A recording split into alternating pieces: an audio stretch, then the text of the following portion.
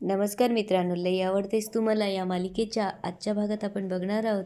सानिका सरकारला म्हणते, मला ना तुझी आजची आयडिया लई आवडली. त्यावर सरकार म्हणतो, आपली आयडिया भारीच असते मॅडम. आणि आता नुसतं ढाबा बघूनच पोट भरणार की जेवायचं? त्यावर सानिका म्हणते, ठीक आहे, जेवूया जेवूया. पुढे सरकार सानिकाला विचारतो, मॅडम काय खायची इच्छा आहे? त्यावर सानिका म्हणते, आता ही जागा तू हुडकून काढलीस ना, मग ऑर्डर पण तूच कर. त्यावर सरकार ठेचा भाकरी आणि भरलेली वांगी ऑर्डर करतो. त्यावर सानिका म्हणते, ठेचा भाकरी लय भारी वाटते मला इथं. त्यावर सरकार म्हणतो, तिकडं सर्वेशचं काय झालं असेल जरा विचार कर. इकडे सर्वेश सानिकाची वाट बघत असतो. तेवढ्यात वेटर तिथे येतो. सर्वेश त्याला म्हणतो, थांब आत्ताच नको. तो विचार करत असतो, ही सानिका कुठं गेली आहे? जेवण पण आलंय, फोन पण लागत नाही तिचा. तो बाहेर येऊन काउंटरला चौकशी करतो आणि सानिकाला फोन लावू लागतो. इकडे सानिका सरकारला म्हणत असते, पहिला घास तू मला भरवायचा आहेस.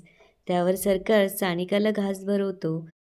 त्यावर सानिकाही सरकारला जेवण भरू लागते आणि ते दोघं एकमेकांकडे पाहू लागतात. थोड्या वेळात ढाब्यावरचे काका लस्सी घेऊन येतात. त्यावर सानिका विचारते, काय आहे हे? त्यावर सरकार म्हणतो, ही सगळ्यात बेस्ट स्वीट डिश आहे. ढाब्यावरचं जेवण याशिवाय कम्प्लीटच होऊ शकत नाही. त्यावर सानिका म्हणते, इंटरेस्टिंग, आणि सानिका लस्सी पिऊ लागते. सानिकाकडे पाहून सरकार हसू लागतो. त्यावर सानिका विचारते, काय झालंय? सानिकाच्या तोंडाला लस्सी लागलेली असते. सरकार त्याच्या हाताने तिचं तोंड पुसू लागतो आणि सानिका त्याच्याकडे बघत राहते. थोड्या वेळाने सानिका आणि सरकार घरी येतात. सानिका सरकारला म्हणत असते, लई मजा आली ना आज? त्यावर सरकार म्हणतो, व्हय. पुढे सरकार सानिकाला म्हणतो, एक काम कर, तू पुढे जा, मी मागणं येतो. आपल्याला जर कोणी एकत्र बघितलं ना तर उगाच घोळ होईल. त्यावर सानिका म्हणते, काही नाही होणार, एव्हाना झोपले असतील सगळे. असं म्हणून सानिका आणि सरकार घरात येतात. घरात आल्यावर ते जेव्हा लाईट्स ऑन करतात तेव्हा सगळेजण त्यांच्याकडे बघत उभे असतात. एवढ्या रात्री सगळेजण जागे असल्याचं बघून सरकार आणि सानिका घाबरतात. साहेबराव सानिकाला येऊन विचारू लागतात, कुठे गेलतीस? त्यावर सानिका काही बोलत नसते. पुढे साहेबराव म्हणतात, मी काय विचारतोय, कुठं गेलतीस? त्यावर सानिका विचार करू लागते, आता दुसरा कुठलाच पर्याय नाही, सगळं खरं सांगावं लागेल. सरकारही विचार करू लागतो, आता माघार घेण्याचा पर्यायच नाही. सगळेजण त्यांच्याकडे बघत असतात आणि सरकार सांगू लागते, पप्पा मी तुम्हाला सगळं खरं सांगणारच होते. तेवढ्याच सई तिथे येते आणि म्हणू लागते, ताईसाहेब सापडलं का? तुम्ही हुडकायला गेला होतात ना, सापडला का? अहो माझ्या जीवाला नुसता घोर लागलाय बघा, सांगा ना, सापडला का? सानिका आणि सरकारला काही समजत नसतं, सई का असं बोलते. त्यावर साहेबराव विचारू लागतात, हे काय चाललंय तुमचं? कोण सापडलं कोण? त्यावर सई साहेबरावांना म्हणू लागते, माझा नवरा. ताईसाहेब माझ्या नवऱ्याला हुडकायला गेल्या होत्या. तेच विचारते, सापडला का हो? तुम्ही गेला होतात ना हुडकायला? आणि सई डोळ्याने सानिकाला खुणवते.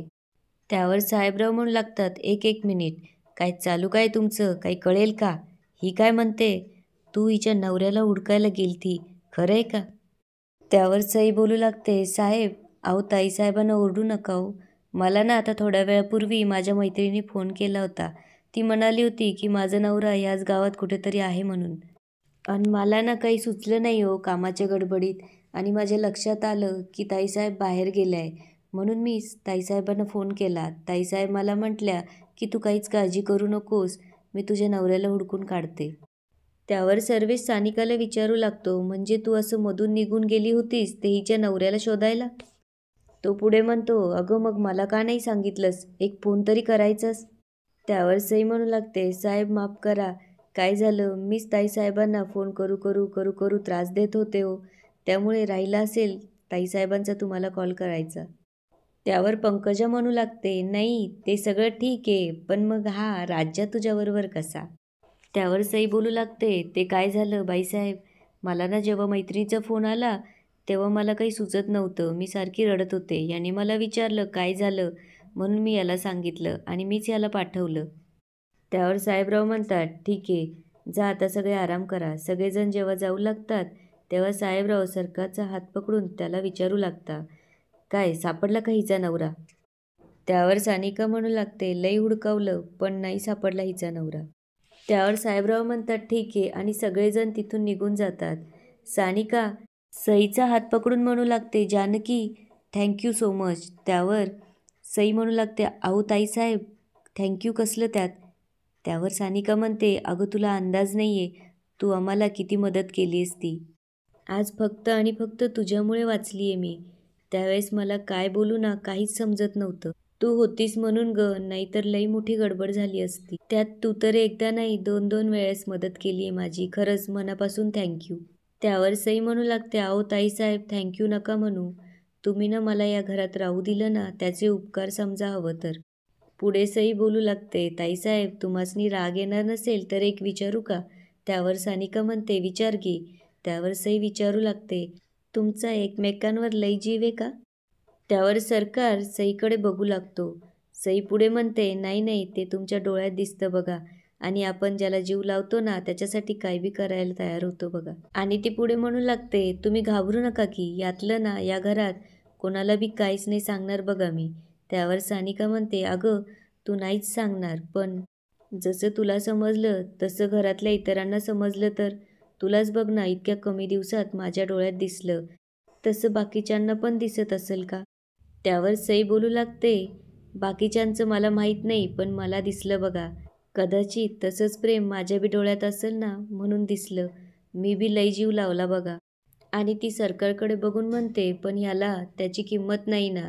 त्यावर सानिका सरकारकडे बघू लागते. सई म्हणते, म्हणजे याला नाही, मला त्याला म्हणायचं होतं, माझ्या नवऱ्याला.